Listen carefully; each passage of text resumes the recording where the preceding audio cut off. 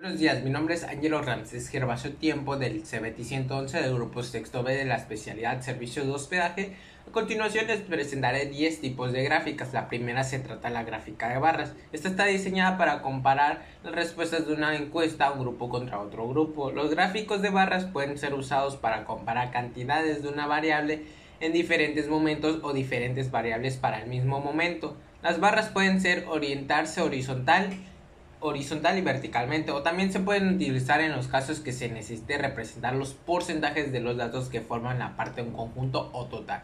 La segunda son las gráficas de los histogramas. Esta es la representación gráfica en forma de barras que simboliza la distribución de un conjunto de datos.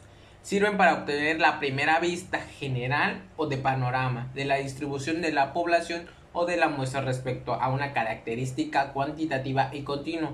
Algunas de sus características es que a cada intervalo de la variable le pertenece una única barra.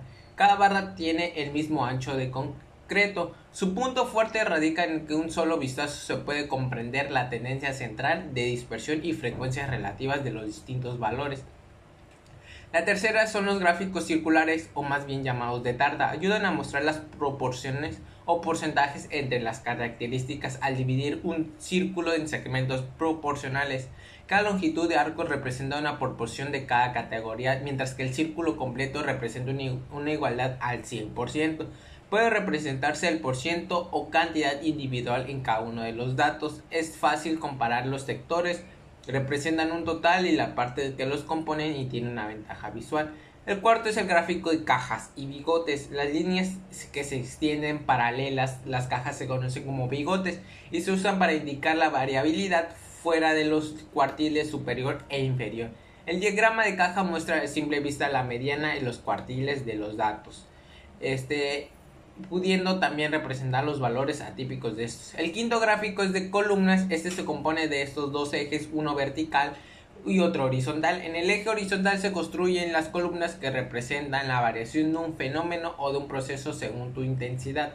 Las columnas deben tener el mismo ancho y la distancia entre ellas debe ser constante. Los gráficos de columnas también pueden usar un subgrupo para crear un gráfico de columnas agrupadas o apiladas. El sexto gráfico es el gráfico de área. Son gráficas de líneas, pero con el área debajo de la línea llenada, de un cierto color o textura. Los gráficos de área se dibujan trazando primero puntos de datos en una cuadrícula cartesiana, uniendo una línea entre puntos y finalmente llenando el espacio debajo de la línea completa. Al igual que los gráficos de línea, los gráficos de área se utilizan para mostrar el desarrollo de valores cuantitativos a lo largo de un intervalo o periodo del tiempo. Son más comúnmente utilizados para mostrar tendencias en lugar de transmitir valores específicos. El séptimo gráfico es de la campana de Gauss. Es una representación gráfica de la distribución normal de un grupo de datos. Estos se reparten de valores bajos, medios, altos y creando un gráfico de forma acampanada simétrica con respecto a determinado parámetro. Se conoce como curva o campana de Gauss o distribución normal. Esta campana muestra cómo se distribuye la probabilidad de una variable continua que se puede reconocer a una zona media. El octavo son los gráficos de burbujas. Este es un gráfico de burbujas. Se pueden trazar los datos que se organizan en columnas en una hoja de cálculo de manera que los valores X se muestran en la columna Y y los valores Y correspondientes en la Y. Los valores de tamaños de burbujas se muestran en columnas adyacentes. Gracias a la capacidad para representar hasta 5 dimensiones: posición X, posición Y, tamaño, color y tiempo. El noveno son las gráficas de líneas, es lo que permiten visualizar los cambios a lo largo, un largo de continuo como el tiempo o la distancia. La visualización del cambio gráfico de líneas permite ver una sola tendencia general y comparar simultáneamente varias tendencias. Sus características son que representan como mínimo dos variables. La variable que representa en el eje X debe de ser continua. Cada punto corresponde a la frecuencia de la variable del eje Y. Y el último y no menos importante, los gráficos radicales.